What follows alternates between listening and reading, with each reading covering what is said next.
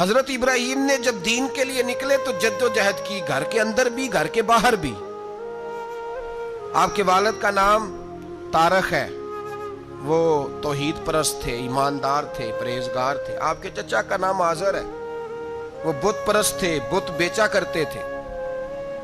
حضرت سیدنا ابراہیم علیہ السلام جب میدان عمل میں نکلے تو حضرت ابراہیم علیہ السلام نے اپنے گھر سے جہاد شروع کیا، لڑنا پڑا۔ گھر کے اصولوں سے چچا نے جو رواج بنائے ہوئے تھے اس رواج سے ٹکرائے۔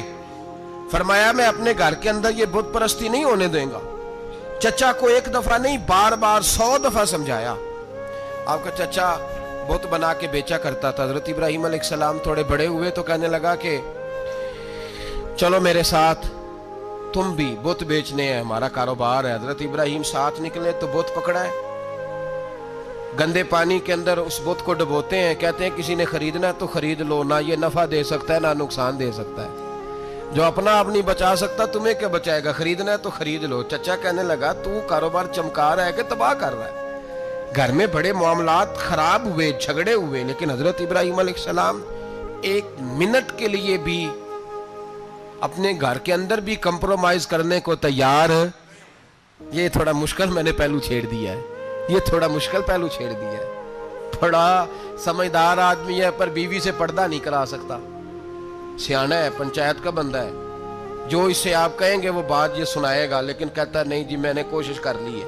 کس قسم کی کوشش ہے صاحب، یہ کیسے ہو گیا؟ حضرت ابراہیم علیہ السلام نے گھر کے اندر سے فرمایا نہیں کرنے دوں گا، گھر کے اندر بھی ٹکرائے۔ فرمایا تم جو بھی ہو، پاش کیا چچا کے اصولوں کو، اور باہر جب نکلے تو صرف علاقے کے چیئرمین سے نہیں ٹکرائے، ایم پی ایم این اے وزیر مشیر سے نہیں ٹکرائے، سپر پاور نمرود دنیا کا واحد حکمران تھا اس وقت، دوسرا کوئی حکمران ہی نہیں تھا، اکیلے حکمران سے جا کر ٹکرائے۔ کوئی ساتھ فوج نہیں تھی، کوئی ساتھ ان کے طاقت بظاہر دنیا داری کی کوئی نہیں تھی، پر حضرت ابراہیم جا کے ٹکرائے۔ اور میرے رسول پاک صلی اللہ علیہ وسلم نے سند بیان کی، فرمایا افضل الجہاد کلمۃ الحق عند سلطان الجابر۔ فرمایا سب سے افضل جہاد یہ ہے کہ تو ظالم بادشاہ کے سامنے کھڑے ہو کے حق بات بیان کر دے، یہ سب سے بڑا جہاد ہے، یہ سب سے افضل الجہاد کلمۃ الحق عند سلطان الجابر، سب سے بڑا جہاد۔ حضرت ابراہیم کھڑے ہو گئے، سپر پاور سے ٹکرائے۔ یہاں ہم لوگ حکمتوں کا شکار ہیں، دیکھیں گے، کریں گے، سوچیں گے، اور مولوی صاحب کو ویسے کہتے ہیں آپ پرہیز کریں سیاسی باتوں سے۔ بھئی اللہ کے ہر نبی نے جا کے وقت کے ظالم حکمران کو لتاڑا ہے، للکارا ہے، یہ تو مشن انبیاء ہے۔ حضرت سیدنا ابراہیم علیہ السلام نے جو اس کو جا کے کہا کہ تو جھوٹ بولتا ہے، تو جھوٹا ہے، تو خدائی کا دعویٰ کرتا ہے، تو بہت بڑا ظالم ہے، اور قرآن مجید نے اس ساری بات کو بیان فرمایا۔ حضرت ابراہیم علیہ السلام سے کہنے لگا میں رب ہوں، تو آپ نے فرمایا میرا رب تو وہ ہے جو زندہ کرتا اور مارتا ہے۔ تو پھر آپ حق بات بیان کریں گے تو اللہ مارے گا کہ بندہ مارے گا؟ کچھ بھی نہیں ہوتا، کیونکہ زندگی موت کس کے ہاتھ میں ہے؟ اللہ کے ہاتھ میں۔ زندگی موت اللہ، کچھ بھی نہیں ہوتا۔ انسان صحیح سمت کا تعین کرے اور صحیح چلے۔ حضرت علی شیر خدا سے کسی نے کہا تھا کہ آپ کے بڑی دشمنی ہے، کوئی محافظ رکھ لیں۔ آپ فرمانے لگے موت خود بہت بڑی محافظ ہے، وقت سے پہلے آتی ہی نہیں، بڑی محافظ ہے وقت سے پہلے۔ علامہ نورانی رحمت اللہ تعالیٰ علیہ کراچی جیسے شہر میں رہا کرتے تھے، جہاں گام گام پہ خطرہ تھا۔ لوگوں نے کہا حضرت اتنے بڑے لیڈر ہو، آپ کی جماعت کی 62 سیٹیں ہوئی قومی اسمبلی میں، ایک ایسا وقت بھی آیا تو کوئی ایک آدمی بندوق والا۔ آپ فرمانے لگے مجھے ضرورت ہی نہیں، اس لیے کہ جس خدا رسول کے لیے میں نکلا ہوں وہ خود ہی حفاظت کرنے والے ہیں، ضرورت نہیں ان چیزوں کی۔ تو بھائی حضرت ابراہیم ٹکرائے، اور آپ کا انداز کیا ہے؟ جا کے کہا کہ تو نہیں، خدا وہ ہے جو زندہ کرتا۔ اور اس نے ایک بیوقوفوں جیسی دلیل دی۔ ایک آدمی کو کل پھانسی دینی تھی تو اس کو بلایا، کہنے لگا تجھے کب پھانسی ہے؟ اس نے کہا کل۔ کہنے لگا جا تجھے آزاد کیا، زندگی دی، اس کو چھٹی دے دی۔ ایک عام آدمی بیچارہ بیٹھا تھا، اس کو پکڑ کے نا کہنے لگا اس کی گردن اڑا دو۔ کہنے لگا دیکھ لو میں بھی زندہ کرتا اور مارتا ہوں۔ وہ جو کل مرنے والا تھا میں نے زندہ کر دیا ہے، اور جس کو پتہ ہی نہیں تھا کہ میں نے مرنا ہے اسے پکڑ کے میں نے مار دیا ہے۔ یہ بیوقوفوں جیسی دلیل ہے۔ حضرت سیدنا ابراہیم علیہ السلام چاہتے تو اسی وقت دلیل توڑ دیتے کہ تو کیا بیوقوفوں جیسی بات کر رہا ہے، اگر تو زندگی دیتا ہے تو مرے ہوئے میں جان ڈال کے دے جس کو تو نے مارا ہے۔ لیکن حضرت ابراہیم نے دیکھا کہ بیوقوف ہے، بیوقوفوں سے بحث نہیں ہوتی، دلیل بدل لی جاتی ہے، ان کی عقل کے مطابق بات کی جاتی ہے۔ حضرت ابراہیم فرمانے لگے میرا رب وہ ہے جو سورج مشرق سے نکالتا ہے اور مغرب میں غروب کرتا ہے، تو اگر رب ہے تو تو مغرب سے نکال کے مشرق میں غروب کر۔ فبہت الذی کفر، کافر لاجواب ہو گیا، اس کے پاس اس چیز کا کوئی جواب نہیں تھا۔ علامہ اسماعیل حقی نے خوبصورت فقرہ لکھا ہے، خوبصورت، جان ڈال دی ایک جملہ کہہ کے۔ حضرت سیدنا علامہ اسماعیل حقی رحمت اللہ علیہ فرمانے لگے چونکہ نمرود بیوقوفوں جیسی باتیں کر رہا تھا، اگر وہ یہ کہہ دیتا نا کہ میں سورج کو نکالتا ہوں مشرق سے، میں غروب کرتا ہوں معاذ اللہ مغرب میں نکالتا ہوں، تو آپ اپنے رب سے کہیے کہ وہ مغرب سے نکال کے مشرق میں غروب کرے۔ علامہ اسماعیل حقی فرماتے ہیں رب کریم کی آواز قدرت تھی، مالک حضرت ابراہیم علیہ السلام کے اس، اگر وہ کہہ دیتا اور حضرت ابراہیم دعا کر دیتے تو رب کریم نے فرشتوں کو تیار بٹھایا ہوا تھا، فرمایا اگر یہ کہہ دے میرے خلیل سے کہ سورج مغرب سے نکال کے مشرق میں غروب کرنا ہے تو تیار رہنا، جس طرح خلیل کہیں گے ویسے ہی کر دیں گے۔ واتخذ اللہ ابراہیم خلیلا، ابراہیم ہمارا دوست جو ہوا، جیسے کہے گا ویسے کر دیں گے۔ حضرت سیدنا ابراہیم علیہ السلام کی باتوں کا جب جواب نہ دے سکا، دلیل نہیں بندہ دیتا، پھر لڑائی کرتا ہے، پھر جھوٹے موٹے اعتراض کرتا ہے، دلیل ختم ہوتی ہے تو لوگ ذاتیات پہ اترتے ہیں، کہتے ہیں یہ کھانستا صحیح نہیں، دیکھتا صحیح نہیں، دلیل ختم، اب ذاتیات پہ اترے، کہنے لگے مجھے پتہ چلا ہے کہ یہ فلانی جگہ گیا تھا تو وہاں جا کے اس نے اس طرح کیا ہے۔ پھر لوگ ذاتیات پہ اترتے ہیں، جب دلیل کا جواب دلیل سے نہیں دے پاتے پھر ذاتیات پر اتر کر حملے کرتے ہیں۔ حضرت ابراہیم کے دلائل کا جواب نمرود نہ دے سکا تو کہنے لگا کہ اس کو آگ میں ڈال دو۔ قوم گئی ہوئی تھی ساری، آپ نے بات سنی ہوئی ہے، میں نے صرف اشارہ دینا ہے، میلے پہ تو حضرت سیدنا ابراہیم علیہ السلام نے سارے بت توڑ دیے، کلاڑا بڑے بت کی گردن پہ رکھا، واپس آئے کہنے لگے بت کس نے توڑے ہیں؟ تو فرمایا اس سے پوچھ لو جس کی گردن پہ کلاڑا ہے۔ کہنے لگے یہ تو بول ہی نہیں سکتا، تو فرمانے لگے بڑے بیوقوف ہو جو بولتا ہی نہیں، سنتا ہی نہیں، اپنا آپ نہیں بچا سکتا، اس کی پوجا کرتے ہو؟ کہنے لگے پکڑو دلیلیں ختم ہو گئی، اس کو آگ میں ڈالو۔ بہت بڑی حویلی 45 فٹ مربع پہ مشتمل ایک حویلی بنائی گئی اور 45 فٹ اونچی۔ مختلف روایات، علامہ اسماعیل حقی کہتے ہیں کہ 3 مہینے تک نمرود نے کہا کہ اس کے اندر لکڑیاں ڈالو۔ لوگ پوچھنے لگے کتنی دنیا جلانی ہے؟ کہنے لگا بندہ تو ایک جلانا ہے، پر بندہ بڑا تگڑا ہے، ایک بندہ۔ 3 مہینے لکڑیاں ڈالی گئیں، اور لوگوں کی جو تہمات ہوتی ہیں نا وہ بڑی عجیب ہوتی ہیں۔ تہمات میں نے بڑی تفصیل سے رمضان المبارک میں گفتگو کی تھی، بدشگونی، تہمات لوگ لیتے ہیں، اس وقت بھی لوگ تہمات کا شکار ہو گئے، عقیدہ بگڑ جاتا ہے تو وہ عجیب و غریب باتیں کرنے لگتا ہے، تہمات کا شکار ہو گئے۔ بیبیاں نظر مانتی، میں بیمار ہوں اگر صحیح ہو گئی تو اتنے من لکڑی دوں گی حضرت ابراہیم کی آگ جلانے کے لیے۔ ایک عورت لے کے جا رہی ہے لکڑیاں، تو ایک نیک دل آدمی نے اس سے پوچھا کہاں جا رہی ہو؟ کہنے لگی میں نے منت مانی تھی تو حضرت ابراہیم علیہ السلام کو معاذ اللہ جلانے کے لیے لکڑیاں لے کے جا رہی ہوں۔ تو وہ رب کریم کے بندے کہنے لگے تو ڈھونڈتی رہے گی، تجھے وہ جگہ ملے گی نہیں۔ وہ بی بی کئی مہینے گھومتی رہی، جگہ ہی نہیں ملی جہاں لکڑیاں ڈالنی، ماری گئی۔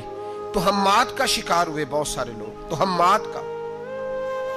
بھائی تہمات دین کے اندر منع ہے، تہمات دین میں کوئی نظر ماننا، کوئی کسی بزرگ کے مزار پہ جا کے سالے ثواب کے لیے کوئی چیز ماننا، یہ تو درست ہوا، لیکن غیر شرعی نظریں مان لینا کہ میں آگ کے گرد چکر لگاؤں گا، میں جناب وہاں جا کے یہ والا تماشا کروں گا، میں دھاگا باندھوں گا، میں رسا کاٹوں گا، میں وہاں گندے ہو سے پانی پیوں گا، ان کی شریعت اجازت، یہ تہمات ہیں، بدشگونی ہے، دین میں ان کی کوئی گنجائش آپ नजर मानने से पहले भी किसी आलिम से राब्ता करें कि मैं मन्नत मांगने लगा हूं तो कैसे माननी चाहिए, उसका तरीका पूछें। ऐसे ही गलत चीज की मन्नत थोड़ी मान ली जाएगी।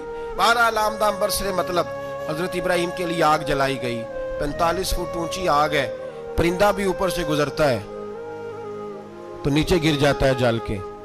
इतने दिन लगा के आग जलाई गई, अब हजरत इब्राहिम को जलाया जाने लगा है। यहाँ तो मौजे है ना, जो किसी इदारे का सरबराह है उसके लिए मौज है, किसी जगह ऑफिसर बन गया तो मौज है, पीर साहब के लिए मौज है, अल्लामा साहब के लिए मौज है, खतीब साहब के लिए मौज है। जलना किसको पड़ता है? वाली कोई नहीं रहा इल्ला माशाअल्लाह। वो लोग गुजर गए जो तकलीफें सह के काम करते थे, गुजर गया जमाना। हजरत सैयदना इब्राहिम अलैहिस्सलाम को जलाया जाने लगा है तो अब इतनी बड़ी आग है तो डाले कैसे? शैतान ने तजवीज दी कि मंजनीक बनाओ, मंजनीक, बड़े बड़े बांस बांध के उनके नीचे रस्सा बांधो। वो जिस तरह झूलने के लिए झूला बनाया जाता है, इस तरह एक मंजनीक पुराने जमाने में उसमें पत्थर रख के फेंके जाते थे दुश्मनों पे। वो मंजनीक बनाई गई कि दूर से हजरत इब्राहिम को फेंकेंगे। हाथ हजरत इब्राहिम के बांध दिए, पांव मुबारक बांध दिए, पूरी जमीन पे एक नाम लेने वाला खुदा का, और उसको आज रस्सियों में जकड़ा हुआ है। जब फेंका जाने लगा ना आग में, हूरें रोने लगी, फरिश्ते तड़पने लगे, ए अल्लाह ये क्या होने लगा है? एक तेरा खलील और वो भी आग में। फरमाया जाओ जाके उससे कहो अगर तुम्हारी मदद लेता है तो उसे बचाओ। हवा का फरिश्ता आया, कहा इब्राहिम अगर तू कहे। ओ भाई, इन चीजों को कहानी समझ के ना सुना करें, ये दास्तान नहीं, ये वो तरीके हैं जो हमारे रसूल ने हमें अपनाने का हुक्म इरशाद फरमाया है। जो अकीदे, ये वो नजरियात है जो हमें ओढ़ने को कहा गया। अपने रब करीम की रिजा पे राजी रहने के ये वो खूबसूरत मौके हैं सूफिया ने जिनको बनाकर समझाकर हम तक पहुंचाया है। ये है अहले तरीकत की बातें। वो कहते हैं यार जिस हाल में रखे राजी रहना है। हजरत इब्राहिम अलैहिस्सलाम को फेंका जा रहा है, फरिश्ता आया, ए अल्लाह के खलील अगर हुक्म दो तो इतनी हवा चलाऊं कि नमरूदी जल जाए सारे, आग उन पे फेंक दी जाए। आपने फरमाया तू जा, तुझसे मुझे कोई काम नहीं। थोड़ी देर के बाद पानी का फरिश्ता आया, कहा हुजूर इतनी बारिश बरसाऊंगा कि आग बुझ जाएगी। फरमाया तू जा, तुझसे कोई काम नहीं। अब जब मंजनीक में रख दिए गए, आग में जाने का लम्हा है, तैयारी है, हजरत जिब्रील अमीन हाजिर खिदमत हुए। कहा इब्राहिम कोई हाजत? फरमाया तुझसे कोई नहीं। कहा चलो मुझसे नहीं तो रब करीम से ही बात कर लो, मुझे पता है मैं छोटा हूं, आप मुझसे मदद क्यों लोगे, रब करीम से ही बात कर ले। तो हजरत इब्राहिम कहने लगे जिब्रील ये बता, रब को नहीं पता उसका खलील किस हाल में है? उसे नहीं पता मैं किस हाल में हूं? मेरे हाथ बंधे हैं, पैर बंधे हैं आग में, उसे नहीं पता? बताया तो उसे जाता है जिससे खबर ना हो। तो अगर उसे पता है तो अगर वो जलाने पे राजी है तो मैं भी जलने को तैयार हूं, मैं तैयार हूं, मैं तैयार हूं। उसे कहो ठीक है। हजरत सैयदना इब्राहिम अलैहिस्सलाम को मंजनीक में डाल के जो फेंका आग में, या नारुकूनी बरदम व सलामन अला इब्राहिम, अल्लाह ने फरमाया ए आग मेरे इब्राहिम पे ठंडी भी हो जा और सलामती वाली भी हो जा। हजरत इब्राहिम को दो फरिश्तों ने बिठा दिया जमीन पे, फूल खिले हैं, कौंपले महक रही हैं, कलियां खुशबू दे रही हैं। हजरत इब्राहिम ने सर सजदे में रख दिया, सुबहान अल्लाह वल्हम्दुलिल्लाह वला इलाहा इल्लल्लाह वल्लाहु अकबर। हजरत इब्राहिम अल्लाह की तस्बीह पढ़ने लगे, रब करीम का शुक्र बजा लाने लगे। निकले वहां से, कुछ दिन गुजर गए, निकले, हुक्म हो गया इब्राहिम इलाका छोड़ दो। हजरत इब्राहिम अलैहिस्सलाम वहां से निकल के मिस्र आए, चचा के पास ठहरे। उन्होंने अपनी बेटी जनाबे सारा का निकाह कर दिया। कुछ आगे बढ़े तो एक जालिम बादशाह से टकराए।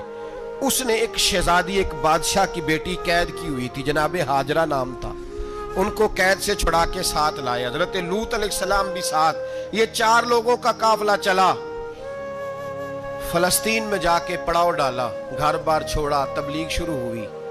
हजरत इब्राहिम के घर में 2 खवातीन है, एक आपकी बीवी हैं, एक हजरत हाजरा है, औलाद कोई नहीं। बड़ा मेवा है मीठा, घर वही आबाद होता है जिसमें बच्चे रोते हैं, घर होता ही वो है जिसमें बच्चों की चंचनाहट होती है, भिन भनाहट होती है। हजरत इब्राहिम ने एक बच्चा रोते हुए देखा तो आंखों में आंसू आए, कहने लगे रब्बी हबली मिनस सालिहीन, या अल्लाह मुझे भी नेक औलाद अता कर दे। हजरत सारा ने सुन लिया, कहने लगी इब्राहिम शायद मेरे बतन से तो आपको नसीब नहीं, हाजरा से निकाह कर लो।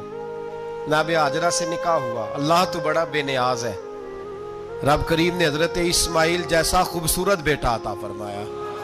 बेटा काला स्याह भी हो तो सीने की ठंडक होता है, पर ये तो वो बेटा है जिसकी पेशानी में नूरे मुहम्मदी चमकता है सल्लल्लाहु अलैहि वसल्लम। हजरत सैयदना इस्माइल अलैहि इतने खूबसूरत। अब जिस बीवी के यहाँ बेटा था, बैठना उठना भी ज्यादा उसके पास, आना जाना भी उसके पास, तवज्जो उधर हो गई। जनाब सारा रश्क करने लगी। एक दिन कहने लगी इसे छोड़ आ जंगल में, वादी गैर ज़ीज़र इन मक्के के पास। भाई एक बेटा आलमे दीन बना लो। कहने लगा रोटी कहां से खाएगा? तेरे 5 बेटे हैं, को हाफिज़ कुरान बना, कहते रोटी कहां से खाएगा? वो बच्चा भी कहता है मैं कहां से खाऊंगा। हजरत इब्राहीम अलैहिस्सलाम तो चंद महीने का बच्चा छोड़ आए, तो कहां से रोटी खाई हजरत इस्माइल ने? कहां से खाई उनकी अम्मा ने रोटी? भूखे मर जाते हैं ये सारे।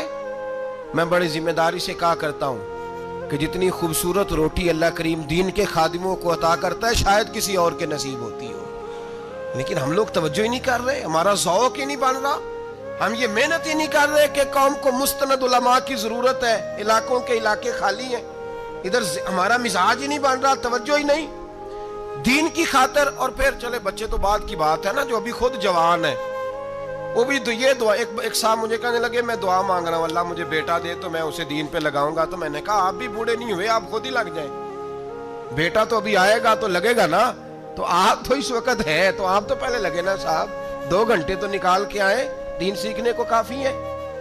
आप इतनी लंबी सोच रहे हैं कि बच्चा आएगा तो बड़ा होगा तो वो जाएगा तो देखी जाएगी। अभी तो आप हैं, तो आप तो आओ।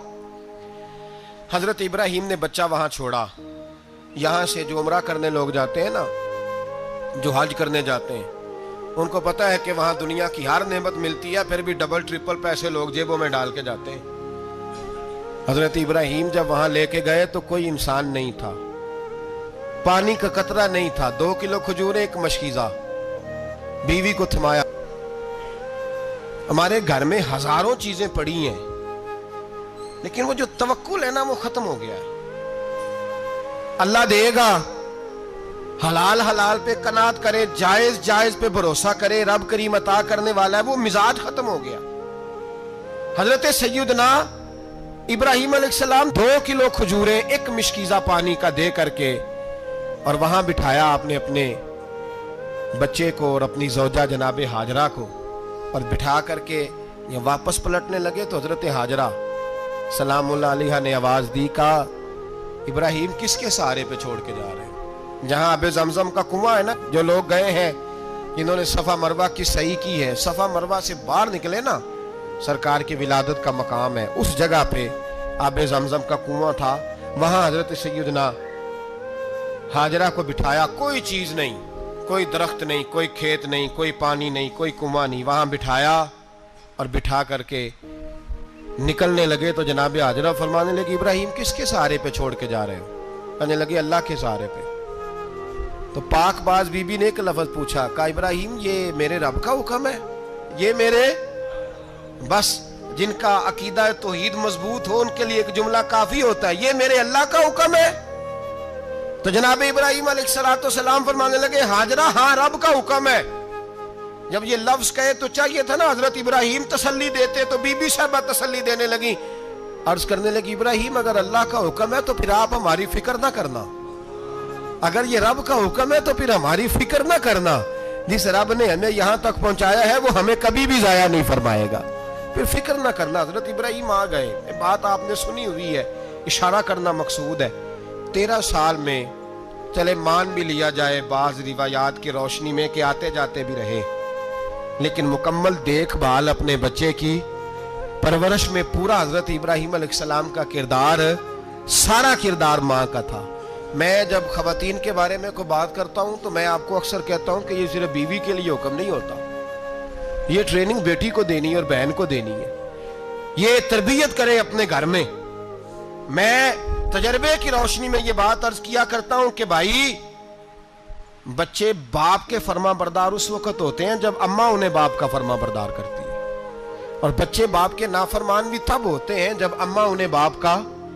मैंने अपने कानों से सुना एक दफा ایک بچہ اپنے باپ سے کہہ رہا ہے آپ نے تو ساری زندگی باہر گزار دی، پیسے کمانا کون سا مشکل کام ہے، دکھ سکھ تو سارے اماں نے برداشت کیے، سکولوں میں وہ جاتی تھی، فلانا کام وہ کرتی تھی، فلانا کام۔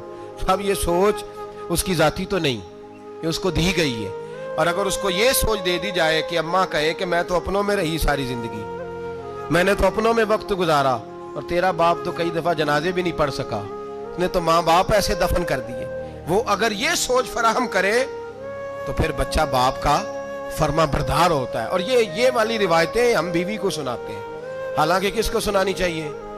بولیے، بہن اور بیٹی کو، بہن اور بیٹی کو سنائیں یہ باتیں، ان کو سمجھائیں، تاکہ آگے جا کے وہ جو گھر ترتیب دیں وہ گھر بڑا عمدہ اور نکھرا ہوا ہو۔ حضرت سیدنا ابراہیم 13 سال کے بعد آئے، چونکہ گھر میں اللہ تبارک و تعالیٰ کی دوستی کا چرچا تھا، اللہ تبارک و تعالیٰ کی محبوبیت کا غلبہ تھا۔ 13 سال کے بعد فلما بالغ معہ سعیا، بیٹا جب اتنا بڑا ہوا کہ ساتھ چلنے لگا، تو حضرت ابراہیم نے اپنے بیٹے کو بلا کے کہا بیٹا مجھے خواب آئی ہے، میں تجھے ذبح کر رہا ہوں، تیری کیا رضا ہے؟ تو حضرت اسماعیل کہنے لگے یا ابت افعل ما تؤمر، ابا جی اللہ جیسے حکم دیتا ہے میرے ساتھ ویسے ہی کریں، جیسے اللہ حکم دیتا ہے ویسے ہی، بولیے، ویسے ہی کریں۔ حضرت حاجرہ کو کہا کہ ایک دوست نے دعوت کی ہے تو وہاں جا رہے ہیں، بی بی مطمئن ہے، تفصیلات کی ضرورت نہیں، ختم بات، اعتبار ہے، مطمئن ہو گئی۔ شیطان پیچھے سے آیا اماں کے پاس، ذرا تھوڑی دیر کے لیے تصور جمائیے، یہاں تو پڑوسن آ کے کوئی بات بتا دیتی ہے خاوند کے بارے میں تو کئی مہینے جھگڑا جاری رہتا ہے، پڑوسن محلے دار۔ شیطان نے آ کے بتایا لفظ کیا ہے؟ کہا حضرت تمہیں پتا ہے کہاں جا رہے ہیں؟ کہا دوست کی دعوت میں۔ تو کہنے لگے دوست کون ہے؟ رب کریم، اور ابراہیم کا خیال ہے کہ اس رب نے مجھے حکم دیا ہے کہ میں ذبح کروں۔ تو حضرت حاجرہ کہنے لگی کبھی باپ بھی بیٹے ذبح کرتے ہیں؟ شیطان کہنے لگا ان کا خیال ہے کہ ان کے رب نے حکم دیا ہے۔ جناب حاجرہ فرمانے لگی اگر رب نے حکم دیا تو پھر تو مجھے شیطان لگتا ہے، تو مجھے شیطان لگتا ہے۔ کہا کیا مطلب؟ فرمانے لگی اگر رب کریم کا حکم ہے تو میرے پاس ایک اسماعیل ہے، اگر 1000 بھی ہوتے میں سارے اللہ کے راستے میں پیش کر دے دیتی، مالک کا ہی تو ہے سارا کچھ، اسی کا ہے، اس میں لیت اللہ کی کیا گنجائش؟ حضرت سیدنا ابراہیم علیہ السلام نے بیٹے کے حلق پہ چھری رکھ بھی دی اور چھری چلا بھی دی، رکھ بھی دی، اور وہ تو اللہ کریم نے فرمایا یا ابراہیم قد صدقت الرؤیا، ابراہیم تو نے خواب سچا کر دکھایا، وہ قیامت تک تیرا نام رہے گا۔ حضرت ابراہیم نے وطن بھی دیا، جان بھی دی، بیٹا بھی، اللہ کریم نے دمبے دیے، فرمایا یہ فدیہ ہے۔ اب یہ قربانی قیامت تک حضرت ابراہیم کے طریقے کے مطابق جاری ہے۔ حضرت ابراہیم بہت بڑے مہمان نواز تھے، بہت بڑے۔ آپ جب مصر میں قیام تھا تو بڑے بڑے لمبے چوڑے لنگر پکتے تھے، لوگ آیا جایا کرتے تھے، بڑا تفصیل کے ساتھ کھانا ہوتا تھا۔ مہمان نوازی آپ کی خاص صفت مبارکہ ہے، ہمارے ہاں بھی مہمان نوازی ہوتی ہے امیروں کی، بلکہ اب تو مہمان نوازی اس طرح کی ہے کہ کل تیری میرے پاس دعوت ہے اور پرسوں میری تیرے پاس ہے، وہی امیروں میں وہ چکر رہتا ہے، پارٹیاں دوست ایک دوسرے کو ڈالتے ہیں، تیری طرف پارٹی تیری طرف، اور اسی انداز میں اب یہ عید آئے گی نا ٹکا پارٹیاں ہوں گی جگہ جگہ، اور لوگ سوال پوچھنے لگے ابھی سے، کہتے ہیں قربانی کا کتنا گوشت گھر رکھنا جائز ہے؟ قربانی کا کتنا گوشت گھر رکھنا جائز ہے؟ سارا ہی جی، اس لیے فریزر لے لے، فریج سے نہیں کام چلے گا، سارا ہی جہاز گھر رکھنا سارا ہی جائز ہے، رکھ لے۔ او خدا کے بندے، قربانی وہ بندہ دیتا ہے جو سارا سال ہی گوشت کھاتا ہے، صحیح کہہ رہا ہوں؟ قربانی صاحب نصاب، صاحب استطاعت بندہ دیتا ہے نا، تو وہ سارا سال ہی گوشت، تو سارا گھر میں رکھنا بھی جائز ہے، لیکن سارا دے دینا بھی، تو جو آ رہی ہے اس پہ کیوں توجہ کرتے ہو؟ جو دوسرا جائز ہے اس پہ کیوں نہیں عمل کرتے؟ سارا تقسیم کر دیں، بات ختم ہوئی۔ یقین کریں محرم میں جا کے دوست ٹیلی فون کر کے سوال پوچھتے ہیں، کہتے ہیں صاحب سنا ہے قربانی کا گوشت محرم میں کھانا جائز نہیں، میں کہ نہیں ربیع الاول چ بھی جائز جے، رجب رمضان تک کھاؤ، کوئی بندہ نہیں منع کرتا، اس لیے کہ کسی کو دینا تو پسند ہی نہیں، یا پھر اس میں سے جو خاص چیزیں ہیں وہ اپنی فریج میں، اور باقی جو ہے وہ دوسروں کے لیے۔ یہ کیا طریقہ ہے ہمارا؟ اور اسی پہ عمل ہے. اللہ تبارک و تعالی ہمیں سمجھنے کی توفیق عطا فرمائے. حضرت ابراہیم بہت بڑے مہمان نواز تھے. صرف قربانی نہیں دیتے تھے, سارا سال بہت سارا لنگر, بہت سارا کھانا پینا, بہت ساری چیزیں جاری رہتی تھی. اور جتنے غریب لوگ تھے فلسطین کے, ان کو پتا تھا کہ حضرت ابراہیم علیہ السلام کا لنگر جاری ہے. فلسطین میں جب آپ کا قیام تھا, ایک دفعہ ڈھیروں مہمان آ گئے اور کھانے کو کوئی چیز نہیں. حضرت سارہ اور جناب ہاجرہ دونوں اس وقت موجود تھیں. وہ کہنے لگی ابراہیم بہت سارے مہمان آ گئے تو کیا کریں؟ جناب سارہ کہنے لگی کس طرح کر کے ان کی مہمان نوازی کرنی. اور حالات یہ ہیں کہ قحط پڑا ہوا ہے فلسطین میں, مصر میں, دور دراز علاقوں میں.